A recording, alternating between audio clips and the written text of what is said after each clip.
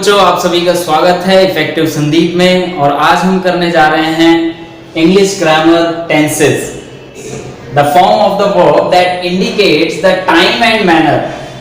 कोई ऐसा वर्ब जो टाइम और मैनर को शो करता है of the action is known as tense. अगर वो टाइम और मैनर को शो करता है, इंडिकेट करता है, that means it is called tense. वहां पर टेंस लगेगा। और टेंस भी कितने प्रकार के होते हैं आपके? Kinds of tenses. There are 3 types of tenses. The first one is present tense, and the second is past tense, and the third is future tense. If you are learning these tenses, you have to remember the rules. If you are going to learn these tenses, you have to learn the rules for doing this. Okay? तो मैं इसमें यही चीज बताऊंगा कि आपको सारे tenses करने कैसे हैं रूल्स के साथ। ओके? तो सबसे पहले समझना जरूरी है प्रेजेंट टेंस में होता क्या है। Present tense in the sense होता है referring to the present time. अगर हम प्रेजेंट टेंस की बात करते हैं तो वो रेफर करता है प्रेजेंट टेंस को, यानी कि वर्तमान काल को। वर्तमान यानी कि जो इस समय है, प्रेजेंट। ओके, इस काल को हम बोलते हैं प्रेजेंट टेंस। ओके, यहां पर क्या हो गया? Referring to the present time. अगर हम बात करें past tense, if you are talking about past tense, so this referring to the past time. तो ये रेफर करता है हमारे पास्ट में, यानी कि भूतकाल। जो हमारे चीजें भूतकाल में हुई है, यानी कि जो बीत चुकी हैं, इसको हम डालेंगे पास्ट टेंस में। तो ये रेफर करेगा किसको? पास्ट टेंस को। Okay, now the third one is referring to the future time. If you are talking about future tense, then it is referring to the future time, यानी कि ये भविष्य काल को रेफर कर रहा है, यानी कि जो आने वाली घटना होगी या होने वाली कोई बात होगी, उसको हम रेफर करेंगे फ्यूचर टाइम टेंस में। आई होप यहां तक आपको समझ में आया होगा। ये आपको समझना जरूरी है कि कौन सी चीज किस काल में हो रही है, उसी के अकॉर्डिंग हम रूल्स भी लगाएंगे इंग्लिश में। अगर आप समझ लेते हैं कि ये किस काल में हो रहा है, किस टेंस में आ रहा है, तो आपको रूल लगाना बहुत इजी हो जाता है। तो चलिए आगे चलते हैं। देयर आर 4 सब टाइप्स ऑफ टेंसेस। यहां पर 4 तरह के सब पार्ट्स हैं, सब टाइप्स हैं। कौन कौन से समझना जरूरी है। यहां पर है सबसे पहले सब टाइप सिंपल इंडेफिनिट। अब जब सिंपल इंडेफिनिट की बात करते हैं हम, तो यहां पर तीनों में ही सिंपल इंडेफिनिट पाए जाते हैं। और तीनों में सिंपल इंडेफिनिट का मतलब क्या हुआ कि ये पास्ट में भी सिंपल इंडेफिनिट होगा, और प्रेजेंट में भी सिंपल इंडेफिनिट होगा, और फ्यूचर में भी सिंपल इंडेफिनिट होगा। ओके, सिंपल इंडेफिनिट शो करता है हमारे रोजमर्रा की आदत को।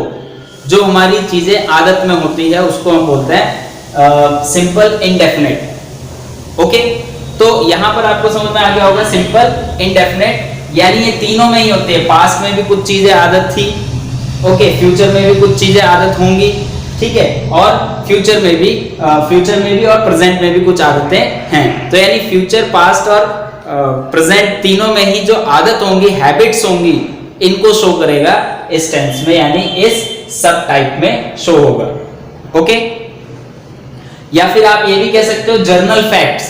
जो जर्नल फैक्ट्स होते हैं वो भी इस टेंस में आएंगे आपके। किसमें? Simple indefinite. ओके, जैसे जर्नल फैक्ट क्या है? जो सूरज है वो ईस्ट से ही निकलता है, उगता है, ये भी कह सकते हैं, ठीक है। The sun rises in the east, ये आपको पता ही है। तो वो क्या है? फैक्ट है, एक ये फैक्ट है। कोई भी जो रियल फैक्ट होगा वो आपका सिंपल इंडेफिनिट में ही आएगा। समझ में आया आपको? ठीक है। और जैसे मैं बोलता हूं कि मैं स्कूल जाता हूं। अब मैं स्कूल जाता हूं, ये मेरी क्या है? आदत है, हैबिट है। तो ये किस में आएगा? इंडेफिनिट में। मैं इसके रूल्स भी बताऊंगा आपको कि किस तरह से इसको फॉर्म किया जाता है, किस तरह से रूल को अप्लाई किया जाता है, और कैसे आप इसको समझ सकते हैं। तो बस अभी इस वीडियो में बहुत छोटी सी चीज मैं बता रहा हूं, इसको आपने ध्यान रखना है। पहले अगर ये समझ लिया तो उसके बाद रूल्स भी बहुत अच्छे से समझ में आ जाएंगे। ओके, तो नेक्स्ट चलते हैं जरा कंटिन्यूअस। अब ये कंटिन्यूअस क्या करता है? ये किसी एक्शन का को रिप्रेजेंट करता है जो इनकम्प्लीट है। ये किसी एक्शन को रिप्रेजेंट करता है जो इनकम्प्लीट है। जैसे मैं खा रहा हूं, यानी कि खाया, अभी पूरा खाना मैंने खत्म नहीं किया है, तो मैं खा रहा हूं, इट मीन्स कंटिन्यूअस वो काम करता चला जा रहा है। तो ये रिप्रेजेंट करेगा कि किसी एक ऐसे एक्शन को जो इनकम्प्लीट है। याद रखिएगा, ये आएगा किसमें? कंटिन्यूअस में। ऐसे ही पास्ट टेंस में रहेगा, ऐसे ही प्रेजेंट टेंस में, ऐसे ही फ्यूचर टेंस में। ये तीनों ही टेंस में पाए जाएंगे आपके, कि वो काम को खत्म नहीं कर चुका था, ठीक है ना, यानी कि कर रहा था। ओके, तो यहाँ कंटिन्यूअस हो गया, प्रेजेंट में भी। ओके, तो ये काम खत्म नहीं हुआ होगा, यहाँ एक्शन जो है पूरी तरह से खत्म नहीं होगा, तो इसको हम इस टेंस में डालेंगे। इसके रूल भी हम बताएंगे। आगे चलते हैं परफेक्ट में। परफेक्ट क्या है? परफेक्ट में होता है कि कोई काम जस्ट थोड़ी देर पहले हुआ दूसरे काम के स्टार्ट होने से पहले। ओके, कोई ऐसा काम जो थोड़ी देर पहले खत्म हुआ है किसी दूसरे काम के स्टार्ट होने से पहले, तो उसको हम डालते हैं थर्ड में, यानी कि परफेक्ट में। ओके, तो इसके भी हम रूल बताएंगे। परफेक्ट कंटिन्यूअस में क्या होगा कि आपका वो काम चल रहा था और उसी समय कोई दूसरा काम भी आ गया, तो यहां पर क्या होगा? Perfect continuous. पास्ट और प्रेजेंट और फ्यूचर तीनों में ही ये पाए जाते हैं। तो बच्चों, अभी तक आपने सीखा कि जो टेंसेस हैं वो किस जगह पर यूज किए जाते हैं।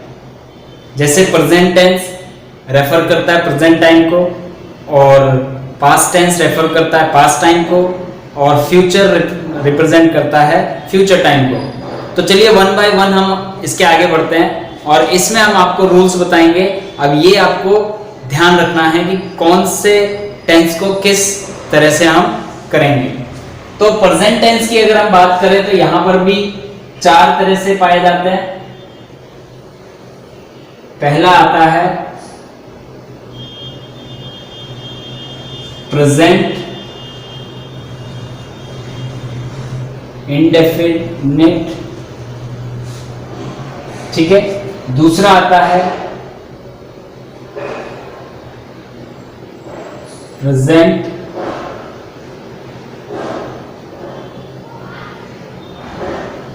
कॉन्टिन्यूअस। तीसरा आता है प्रेजेंट परफेक्ट, और जो चौथा आता है present perfect continuous. Present perfect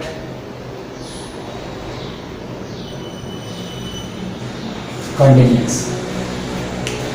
यहां पर आपको, इससे पहले मैंने थोड़ा सा बस इसको ब्रीफ में बताया था, अब इसके बाद ये डिटेल आ रहा है आपके सामने। और एक चीज और बताऊंगा कि हर एक पार्ट के 4 सेंटेंसेस होते हैं, 4 टाइप्स ऑफ सेंटेंसेस होते हैं। The first one is affirmative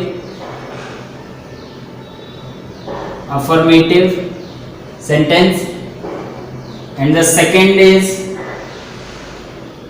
negative sentence, third is interrogative,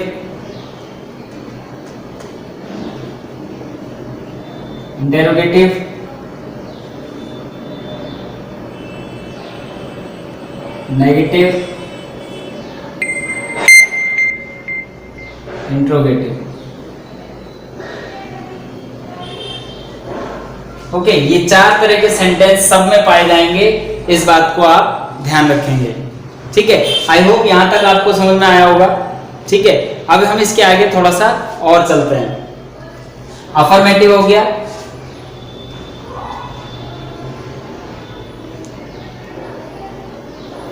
affirmative हो गया, नेगेटिव हो गया, इंट्रोगेटिव हो गया, इंट्रोगेटिव नेगेटिव हो गया, नेगेटिव इंट्रोगेटिव हो गया आपका, ठीक है। अब इनके रूल्स पढ़ेंगे हम क्या होते हैं। चलिए इसको रब कर देते हैं।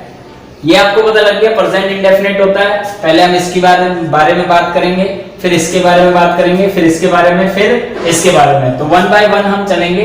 तो सबसे पहले हम लेने वाले हैं तो चलिए बच्चों, अब हम थोड़ा सा आगे चलते हैं।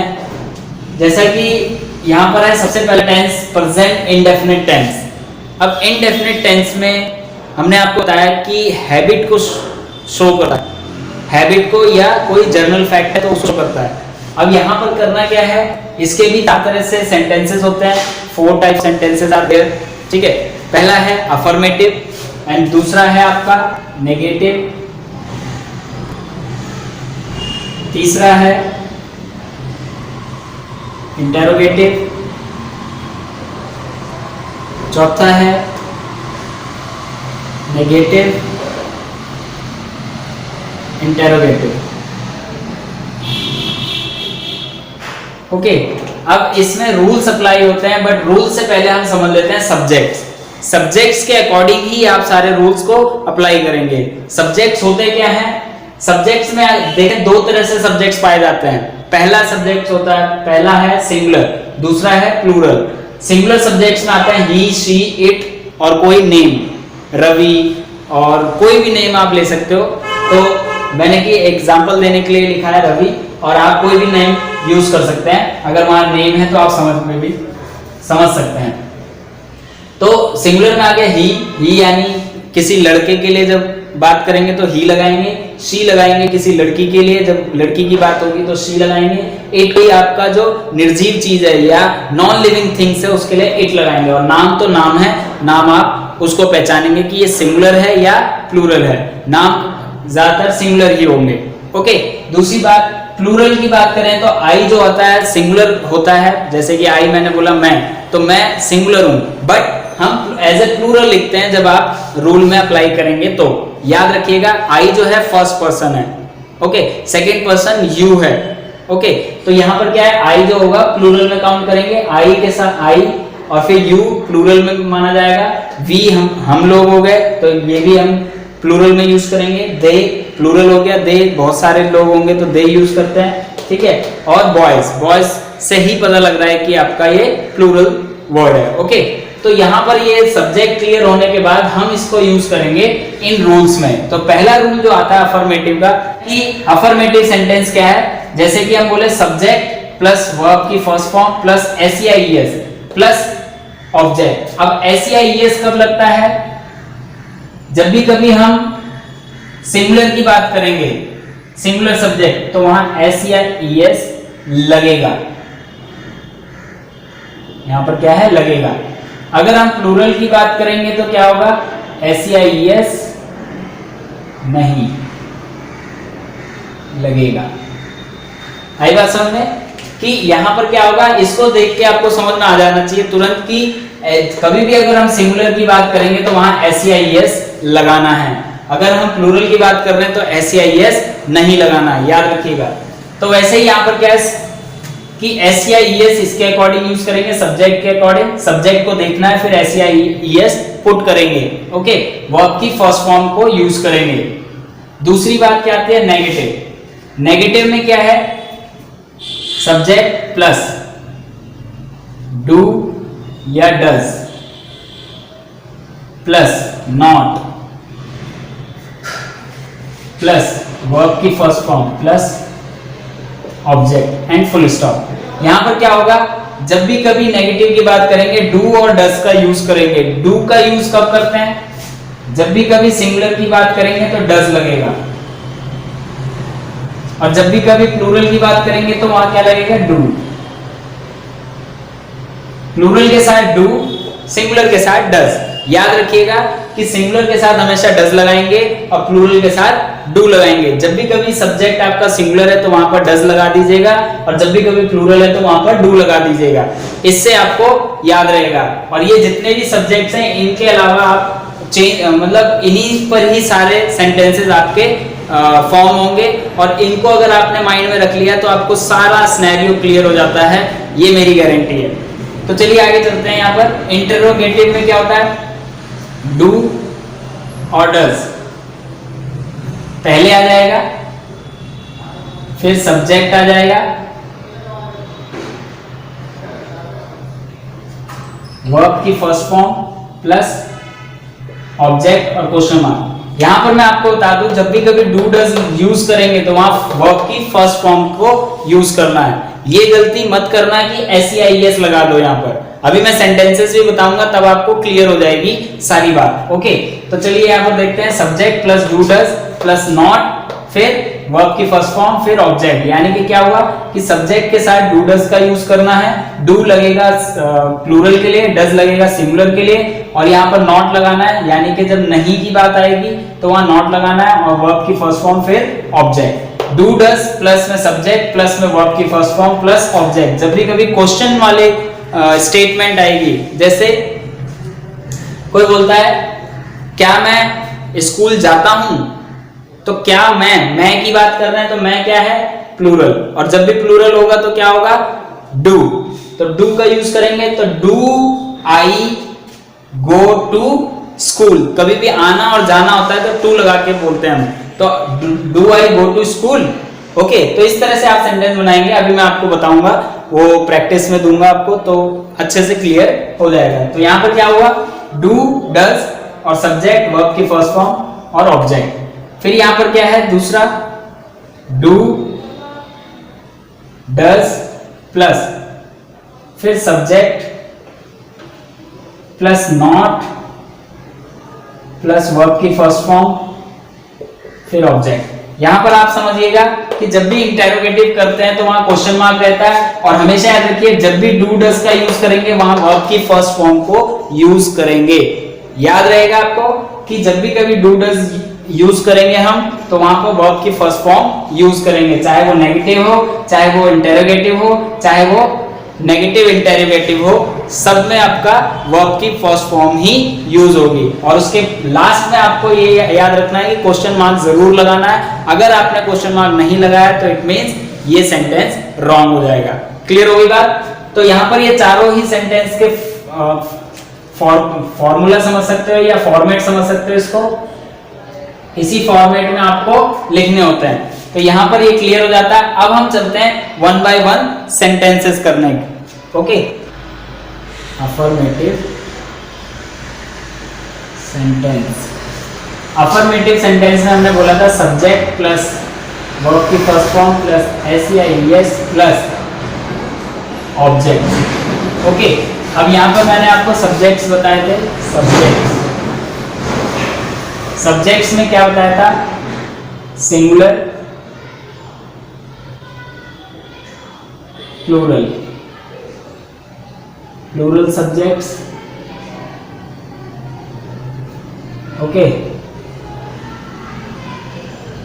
Singular subjects. तो यहां हो गया ही, शी, इट, रवि, ये मैंने आपको बताए थे।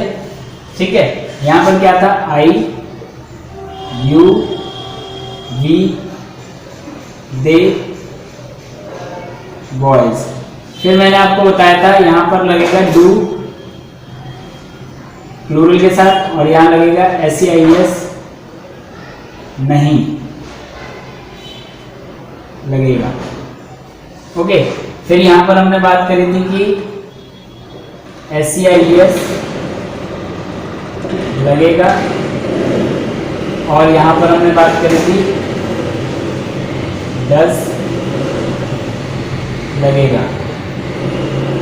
ओके, तो यहां पर मैंने ये सारी चीजें आपको बताई थी। अब इसके बाद सेंटेंसेस करते हैं। सपोज मैंने एक सेंटेंस लिया एग्जांपल के तौर पे, मैं स्कूल या विद्यालय, स्कूल जाता हूं, पूर्ण विराम। तो मैं स्कूल जाता हूं, मैं के लिए आप क्या लगाएंगे, आई। ओके, तो मैंने आपको बताया था पहले वाले में SEIES लगेगा। ओके, बट आई के साथ क्या होगा, जब भी कभी प्लूरल होगी फॉर्म तो SEIES नहीं लगेगा। ये रूल में याद रखना है। ओके, तो यहां पर क्या हो गया आंसर में, I go to school, I go to school. आया समझ में? क्योंकि यहां पर क्या करेंगे, SEIES हटा देंगे। ये चीज आपको समझ में आ गई।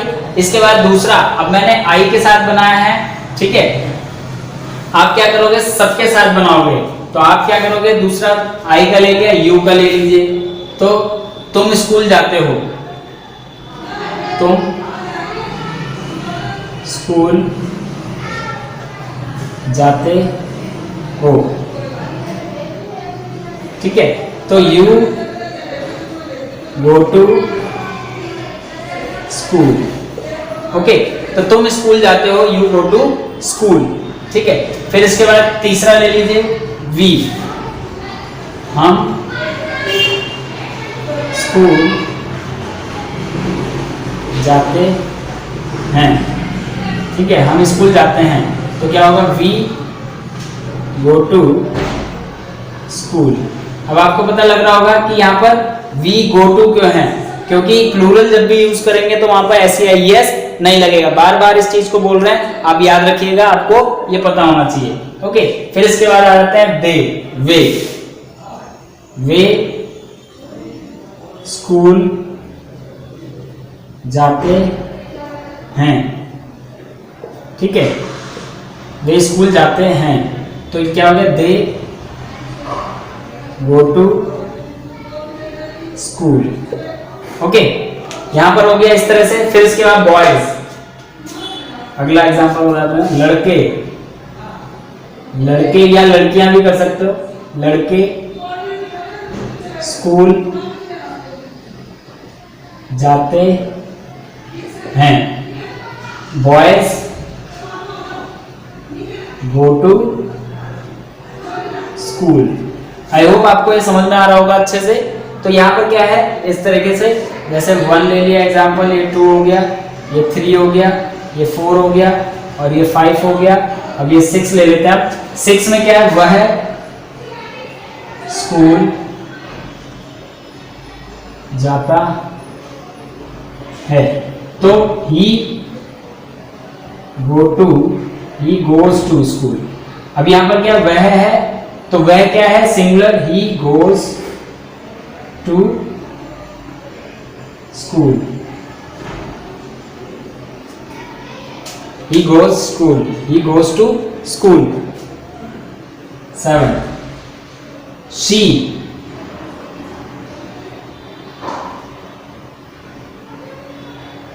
वह स्कूल जाती है, she goes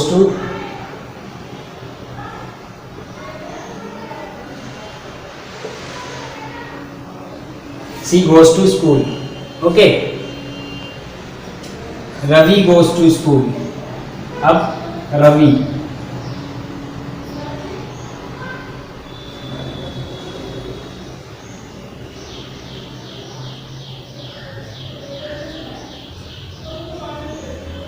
स्कूल जाता है, तो क्या होगा, रवि goes to school। तो इस तरह से आप सारे कर पाओगे, ठीक है। तो यहाँ पर क्या सिंपल सी बात आ गई समझ में कि हमेशा प्लूरल के साथ SEIS नहीं लगेगा और सिंगुलर के साथ SEIS लगेगा, ठीक है। इसके बाद चलते हैं हम, आप इसको चेंज कर सकते हो कि वह विद्यालय जाता है की जगह पे हम क्या सकते हैं कि वह बाजार जाता है। अब इसमें क्या होगा, चीजें आप खुद इंप्लीमेंट करके देख सकते हैं कि आपको क्या चाहिए, ओके। वह मंदिर जाता है, ठीक है, वह मंदिर जाती है, ओके। तो किसी भी आदत को आपको शो करना है तो आप इस तरह से शो करेंगे, यानी किसी हैबिट को शो करना है तो आप इस तरह से रूल को याद रख के इसको कर लेंगे। तो चलिए अब नेक्स्ट पॉइंट पे चलते हैं, यानी अफर्मेटिव में हमने 9 सेंटेंसेस बनाए। अब इसके हम चलेंगे नेगेटिव सेंटेंसेस। मैं नहीं खाता हूं, पहला, मैं नहीं खाता हूं, कि पहला है ये आपका मैं नहीं खाता हूं। तो आई, अब आपको पता ही है, मैंने आपको बताया था क्या, आई के साथ क्या लगाना है, पहले यहां पर नेगेटिव सेंटेंस का रूल लिख लेते हैं, एज सब्जेक्ट प्लस डू और does plus not plus verb की फर्स्ट फॉर्म प्लस ऑब्जेक्ट। ठीक है, तो do does plus not plus verb की फर्स्ट फॉर्म फिर ऑब्जेक्ट। तो यहां पर क्या होगा, आई हो गया, अब क्या लगेगा, डू, फिर नॉट, फिर वर्ब की फर्स्ट फॉर्म क्या है, खाता। ठीक है, I do not eat, eat first form है। ठीक है, आई डू नॉट ईट, खत्म। तो यहां पर ये बन गया आपका। इस तरह से आप सारे के साथ बना सकते हैं, सारे सब्जेक्ट को यूज करके। अब यू की, तुम नहीं खाते हो, तो अब क्या होगा, you do not eat. Okay, फिर तीसरा क्या आ जाएगा, हम नहीं खाते हैं, तो we do not eat. Okay, चौथा आ जाएगा, वे नहीं खाते हैं, तो यहां पर क्या होगा, दे डू नॉट ईट। आगे बात समझ में। ठीक है, इसी तरह से पांचवा, वह नहीं खाता है, वह नहीं खाता है, he does not eat। Okay, फिर इसके बाद सिक्स्थ, वह नहीं खाती है, लड़कियां यूज करेंगी, वह नहीं खाती है, she does not eat। ठीक है, तो यहां पर हमने आपको बताया। फिर रवि का भी लिख सकते हैं आप और इट का भी यूज कर सकते हैं। यह नहीं खाता है, जैसे आप किसी नॉन लिविंग थिंग के लिए बोल रहे हैं तो it does not eat. Okay, it does not eat. और रवि की बात करेंगे तो Ravi does not eat, Ravi नहीं खाता है। ठीक है, तो रवि यहां पर लिखेंगे, Ravi does not eat. Okay, तो यहां पर आपका समझ में आ गया होगा, ये ओ है आपका। ठीक है, तो यहां पर आपको क्लियर हो जाती है बात कि सारे सब्जेक्ट्स को यूज करके आप इस तरह से सेंटेंसेस बना सकते हैं। ये अभी छोटे सेंटेंसेस है, आप इसी के थ्रू बड़े बड़े सेंटेंसेस भी बनाने आ जाएंगे आपको, या बना सकते हैं। ओके, तो चलिए अब इसके बाद चलते हैं इंटेरोगेटिव। ये आपको क्लियर हो गया होगा। यहां पर करने के लिए आपको करना क्या है, सिंपली जैसे मैं ले लेता हूं, क्या मैं स्कूल जाता हूं। Okay, question mark. तो यहां पर क्या होगा, मैं की बात हो रही है। ठीक है, तो यहां क्या होगा, do I go to school, do I go to school. जब आपको हमने बताया यहां पर कि सब्जेक्ट आई के साथ आपको क्या लगाना है, डू। तो यहां पर क्या है, मैं, तो मैं क्या है, आई यानी कि डू। और यहां पर भी क्या है, किससे स्टार्ट करना होता है, डू और डज से। जब भी कभी क्वेश्चन बनाना होता है तो डू डज पहले लगाओ, किसमें, प्रेजेंट इंडेफिनेट में। क्लियर होगा, सबके अलग अलग रूल है, आपको यही समझना है। तो do I go to school. ठीक है, दूसरा, क्या मैं की बात हो गया, क्या तुम स्कूल जाते हो, do you go to school. ठीक है, फिर तीसरा ऐसे कर सकते हैं, क्या वी, क्या हम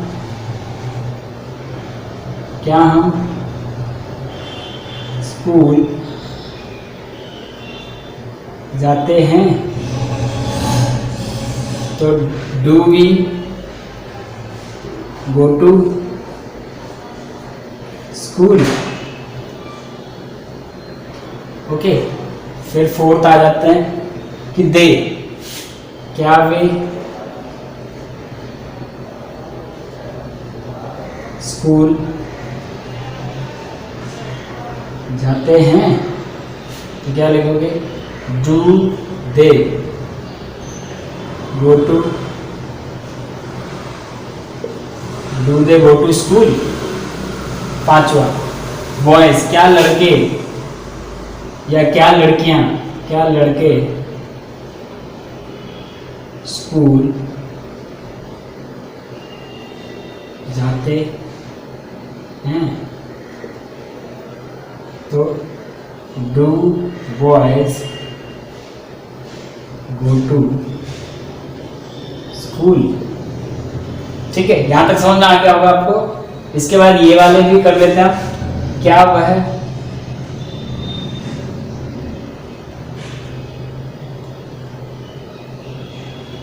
वह स्कूल जाता है? Does he go to school? 7, क्या वह स्कूल जाती है? Does she go to school? Okay, तो does it go to school, क्या ये, अब किसी निर्जीव के लिए बात कर रहे हैं तो does it go to school, तो वहां डज का यूज करेंगे, आपको सिंपली यहां पर क्लियर हो जाती है बात। तो इसी तरह से ये हमारा थर्ड भी क्लियर हो गया। अब आते हैं फोर्थ पॉइंट पे। ठीक है, यहां पर आपने मेन चीज क्या सीखी कि कभी भी इंटेरोगेटिव क्वेश्चन अगर हमें बनाना है, इंटेरोगेटिव करना है, तो वहां डू डज का प्रयोग पहले करेंगे, यूज हम पहले करेंगे, और फिर जब भी कभी वर्ब लगाएंगे तो वर्ब की फर्स्ट फॉर्म आप यूज करेंगे। तो यहाँ पर आपका ये क्लियर हो जाता है, और सारे सब्जेक्ट को आप लगा के बना के देख लेंगे, आपको सारे करेक्ट होते चले जाएंगे। तो इसी तरह से हम आगे बढ़ते हैं फोर्थ वाले पार्ट पर। Negative interrogative sentences.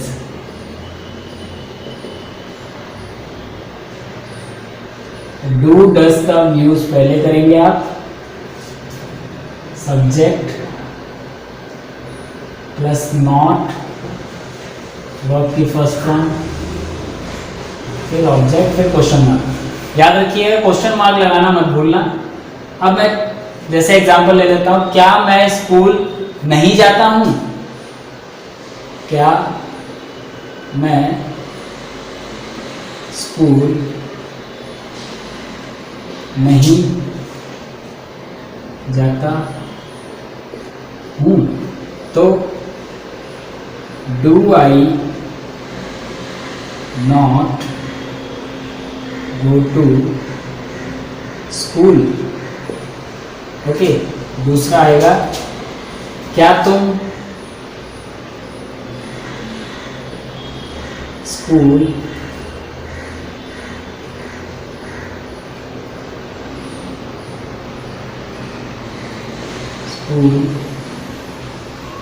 नहीं जाते हो? सॉरी, यहाँ पर फुल स्टॉप लगा दिया मैंने, पूर्ण विराम, यहाँ पर क्वेश्चन मार्क रहेगा।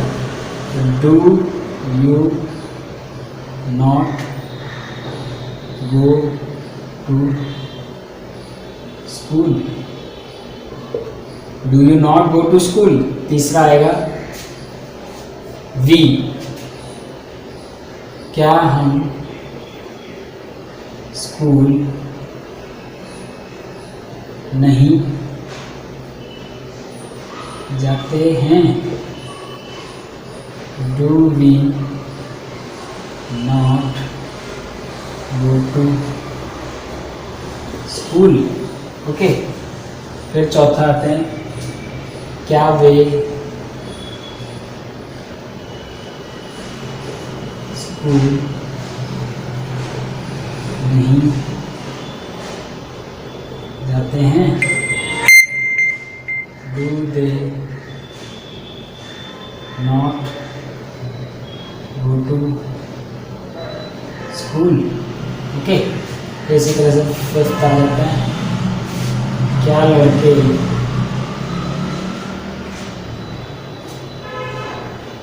स्कूल नहीं जाते हैं। Do boys not go to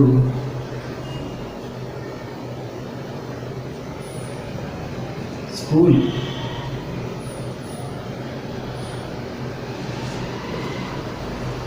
okay, ठीक है। फिर यहाँ पर आ जाते हैं सिंगुलर के साथ। तो क्या है,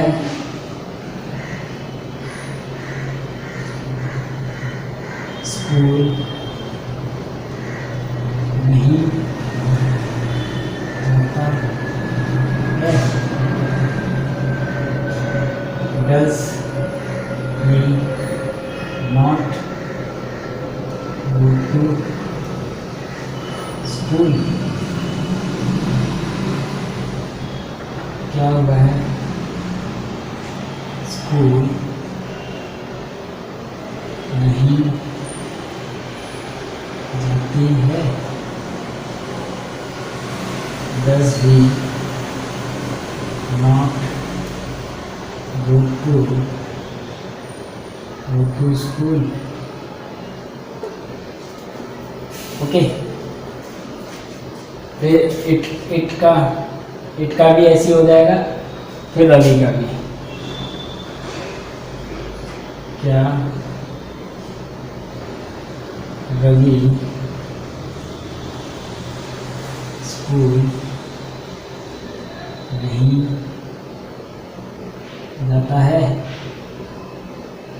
does Ravi not go to school. Okay, तो आई होप यहाँ पर आपको समझ में आ गया होगा कि प्रेजेंट टेंस में ये चारों ही फॉर्म कितने इंपॉर्टेंट हैं। आपको मैंने सारे ही एग्जाम्पल्स इसमें बता दिए हैं। अब इसी पे आपको सब्जेक्ट चेंज करके और वर्ब को चेंज करके सेंटेंसेस बनाने हैं और डेफिनेटली आपको ये आ जाएगा प्रेजेंट इंडेफिनिट टेंस। इसी के साथ हम करेंगे फिर अगला प्रेजेंट कंटिन्यूअस टेंस। तो प्रेजेंट कंटिन्यूअस के रूल्स थोड़े से अलग हैं, वो हम नेक्स्ट वीडियो में बताएंगे। तो इस वीडियो में आज के लिए इतना ही, और आई होप ये वीडियो आपको पसंद आई होगी, आपको ये पूरा लेक्चर समझ में आया होगा, सारे ही सेंटेंसेस आपको कैसे करने हैं ये चीज समझ में आई होगी। और अगर वीडियो पसंद आई हो तो प्लीज एक बार लाइक, शेयर और सब्सक्राइब जरूर कीजिएगा।